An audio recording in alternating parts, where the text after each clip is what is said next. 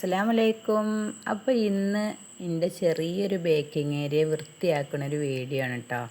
അപ്പോൾ നിങ്ങൾക്കും കൂടി എൻ്റെ ഒരു ബേക്കിംഗ് ഏരിയ കാണിച്ചു തരാമെന്ന് വിചാരിച്ചു. അപ്പോൾ അതിൽ എന്തൊക്കെ സാധനങ്ങളുള്ളതെന്നൊക്കെ നിങ്ങൾക്കൊന്ന് കാണാമല്ലോ. അപ്പോൾ ചെറിയൊരു സ്ഥലത്തു നിന്നാണല്ലോ മിക്ക വലിയ സ്വപ്നങ്ങളും തുടങ്ങുക. അതേപോലെ ഈ ഒരു ചെറിയ ബേക്കിംഗ് ഏരിയയിൽ നിന്നാണ് കേട്ടോ എൻ്റെ വലിയ സ്വപ്നങ്ങൾ തുടങ്ങിയത്.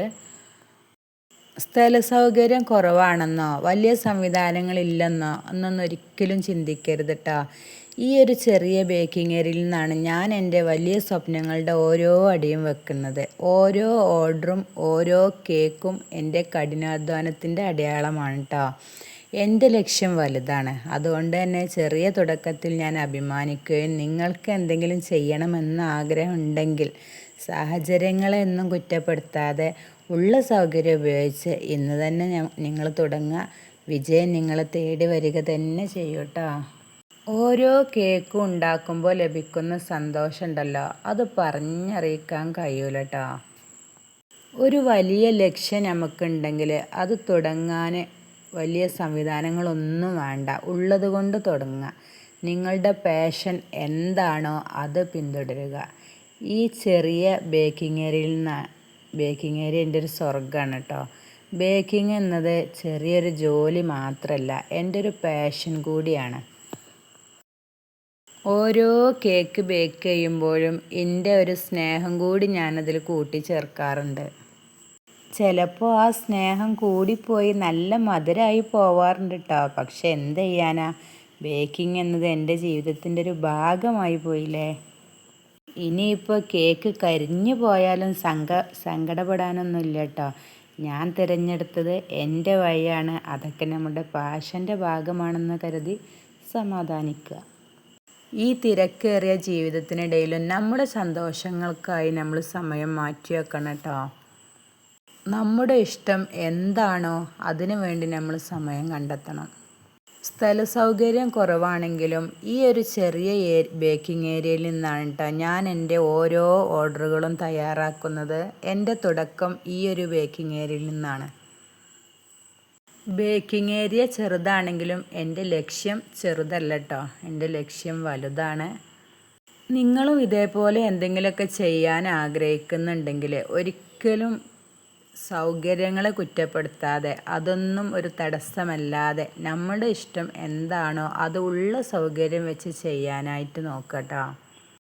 ഏതൊരു പരിപാടിക്ക് ഇറങ്ങിയാലും വിജയം പെട്ടെന്ന് തന്നെ നമ്മളെ തേടി വരും എന്ന് നമ്മൾ വിചാരിക്കാൻ പാടില്ല കേട്ടോ. കഠിനാധ്വാനം ചെയ്യാൻ നമ്മൾ തയ്യാറാണെങ്കിൽ വിജയം നമ്മളെ തേടി വരിക തന്നെ ചെയ്യും. ആ കാര്യത്തിൽ ഒരു സംശയവും ഇല്ല കേട്ടോ. അപ്പോൾ എൻ്റെ മകന് ഇവിടേക്കൊന്ന് പെയിൻ്റ് അടിച്ച് വൃത്തിയാക്കി തരാമെന്ന് പറഞ്ഞാണ്ട് ഇവിടേക്കൊന്ന് പെയിൻ്റ് അടിച്ച് വൃത്തിയാക്കി തന്നിക്കണേ കേട്ടോ. അവനെക്കൊണ്ട് കഴിയുന്ന രീതിയിലൊക്കെ അവന് പെയിൻ്റ് അടിച്ചൊന്ന് വൃത്തിയാക്കി തന്നിക്കണേ.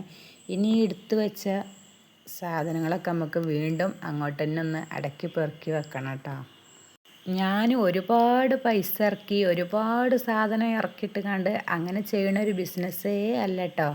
വളരെ കുറഞ്ഞ സാധനങ്ങൾ ഇറക്കിയിട്ട് കണ്ട് എനിക്കതിനുള്ള ഓർഡറേ ഉള്ളൂ. അപ്പോൾ അതിനനുസരിച്ച് വളരെ കുറഞ്ഞ സാധനങ്ങൾ ഇറക്കിയിട്ട് കണ്ടുള്ള പരിപാടി മാത്രമേ ഞാൻ ചെയ്യണുള്ളൂ. ഓവറായിട്ട് പൈസ ഇറക്കിയിട്ട് ഇതിലേക്ക് ചിലവാക്കിയിട്ടൊന്നുമില്ല. പിന്നെ ഈ പാത്രങ്ങളൊക്കെ കണ്ടില്ലേ, ഇത് ഞാൻ ഒന്നായിട്ട് ഒപ്പം വാങ്ങിയതൊന്നല്ല.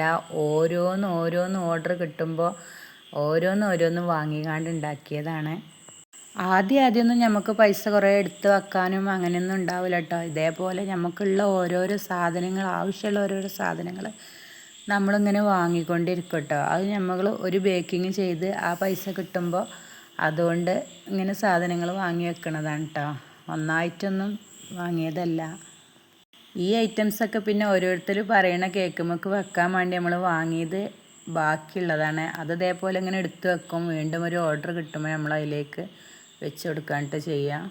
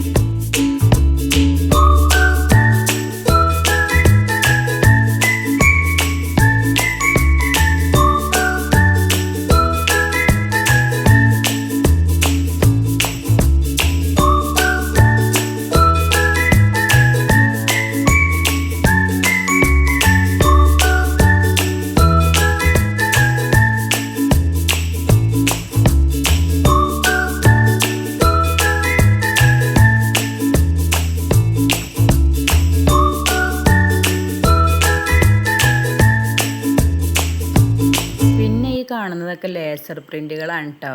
ഓരോ കേക്കിനും ആവശ്യമായത് നമ്മളിങ്ങനെ എടുത്ത് വെക്കും കേട്ടോ.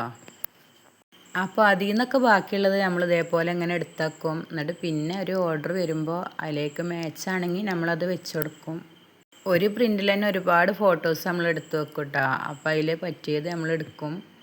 ഇത്രയും പ്രിൻ്റ് നമ്മളെ കയ്യിലുണ്ടെങ്കിലും ചിലപ്പോൾ കസ്റ്റമർ പറയുമ്പോൾ ആ ഒരു പിക്ക് ഇതിൽ ഉണ്ടാവേ ഇല്ല കേട്ടോ. എന്നിട്ട് പിന്നെ അതിന് വേണ്ടിയിട്ട് നമ്മൾ വേറൊരു പ്രിൻ്റ് എടുക്കണം. അപ്പോൾ ഒരു ഷീറ്റ് ഫുള്ള് ഉണ്ടാവില്ലേ. അപ്പോൾ നമുക്ക് ഇഷ്ടപ്പെട്ട കൂടുതൽ ഓർഡർ വരുന്ന ഡിസൈനുകളൊക്കെ നമ്മൾ ഇതിലേക്ക് ആഡ് ചെയ്യും. അങ്ങനെയാണ് ഇത്ര തോനെ പ്രിൻ്റ് നമ്മളെ കയ്യിലുണ്ടായത്.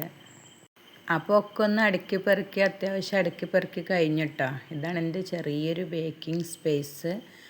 ഈ ഒരു ബേക്കിംഗ് ഏരിയയിൽ നിന്നാണ് എൻ്റെ തുടക്കം. അപ്പോൾ നിങ്ങൾക്ക് ഇഷ്ടമായോ ഇല്ലയോ എന്നുള്ളത് പറയാൻ മറക്കല്ലേ. സബ്സ്ക്രൈബ് ചെയ്യാതെ കാണുന്ന കൂട്ടുകാരുണ്ടെങ്കിൽ ഒന്ന് സബ്സ്ക്രൈബും ചെയ്തേക്കണേ. Thank you.